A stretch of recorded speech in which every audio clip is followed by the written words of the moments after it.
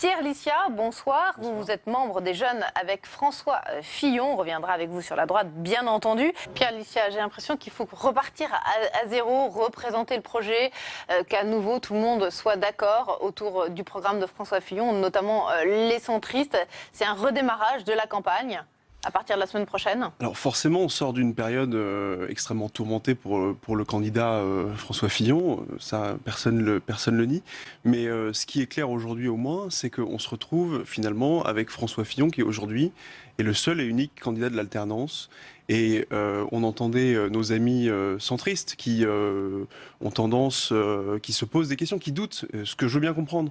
Mais il faut quand même avoir en tête, et il en est de même pour toutes les personnes de notre propre famille politique, membres des Républicains, qui se posent aussi des questions, que finalement aujourd'hui François Fillon est le seul candidat de l'alternance, et que ceux qui décideraient de ne pas participer à la campagne, ou les électeurs ou sympathisants de droite et du centre qui décideraient de s'abstenir ou de voter pour un autre candidat que François Fillon, seraient responsables d'avoir au deuxième tour soit Marine Le Pen, soit Emmanuel Macron. Est-ce que vous allez présenter de façon assez précise les orientations économiques du programme de François Fillon ?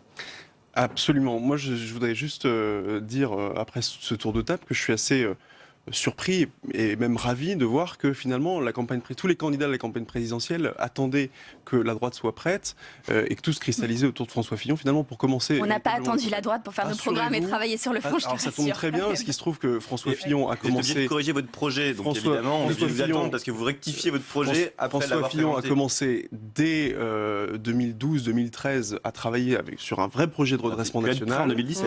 Il l'a égrené tout au long en 2013-2014. Il a déjà égrené son programme avec des propositions extrêmement concrètes, sauf que c'était une période où finalement ça n'intéressait pas grand monde. Mais après toute cette période, Pierre Licia, à quoi va ressembler le projet, le programme de François Fillon? Est-ce qu'il va falloir laisser plus de place aux idées, par exemple, des centristes qui ont accepté de revenir et de faire cette campagne avec François Fillon?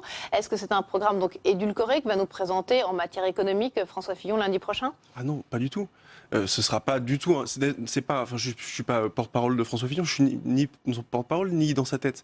Mais c'est, à mon avis, pas dans son état d'esprit que d'édulcorer le programme qu'il a déjà présenté il y a plusieurs mois, qu'il a présenté à plusieurs millions de Français qui se sont prononcés en sa faveur quand même aux primaires. Faut quand même pas l'oublier. Et que s'il a gagné les primaires, c'est parce qu'il était celui qui avait quand même un programme de fond très construit, très travaillé et très poussé, et que au final.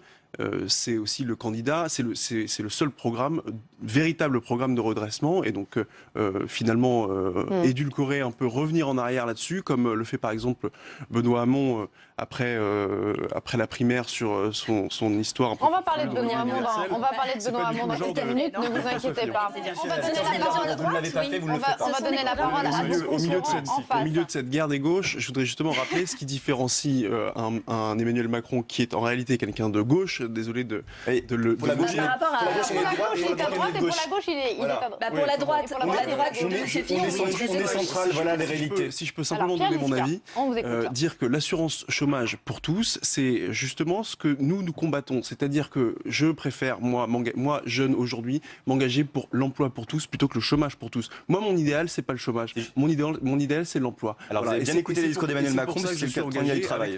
Là, vous allez être d'accord sur les politiques économiques. Deuxième élément, on vous a laissé parler assez longtemps, mais cette question-là des soutiens n'est pas une question anodine dans la mesure où elle pose la question de la majorité. C'est-à-dire qu'une fois qu'on a un président, il faut une majorité. Aujourd'hui, François Fillon a un projet et il saura rassembler une majorité derrière lui. On l'a vu la semaine dernière. Il saura rassembler une majorité de Français. Parlons d'Emmanuel Macron. Mais comment Emmanuel Macron veut gouverner si jamais, par malheur, il arrive à l'Élysée, avec une majorité qui va de Robert Hue. Oui, enfin, on en reviendra si vous voulez sur les sondages, mais moi, en tant que filloniste historique, je dis ça en souriant parce que je sais que ça peut vous. On en a une petite idée. Je veux dire les sondages, voilà. Mais ce que je veux dire, c'est comment vous voulez rassembler une majorité qui va finalement de Robert Hue à Daniel Cohn-Bendit. C'est totalement l'amalgame entre soutien et majorité. Et ça vous choque qu'on puisse renouveler à 50% l'électoral. On va donner la parole à Gaëtan Lussos. Je termine juste là, si vous me permettez. Bien sûr. Finalement, ça va conduire à une seule chose, c'est qu'il n'y aura pas de majorité stable si Emmanuel Macron est élu. Il y aura un jeu de partis, ce sera des jeux de couloirs, des négociations. Et en fait, finalement, c'est ni plus ni rien, ni plus ni moins qu'un retour à la 4ème République. Monsieur Macron, c'est en marche vers la 4ème République. On paye aujourd'hui les frais d'une politique notamment tournée vers la banlieue qui a consisté en la distribution de milliards d'euros d'argent public dans des quartiers extrêmement difficiles, où finalement on a concentré les difficultés sociales et les difficultés économiques dans des mêmes quartiers.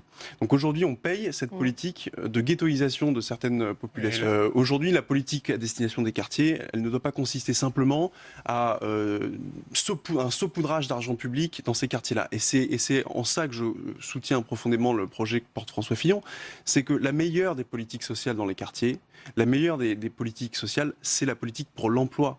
On aura beau distribuer de l'argent, subventionner des associations de quartier, la meilleure des politiques sociales, c'est donner un boulot. Et quand Valérie Pécresse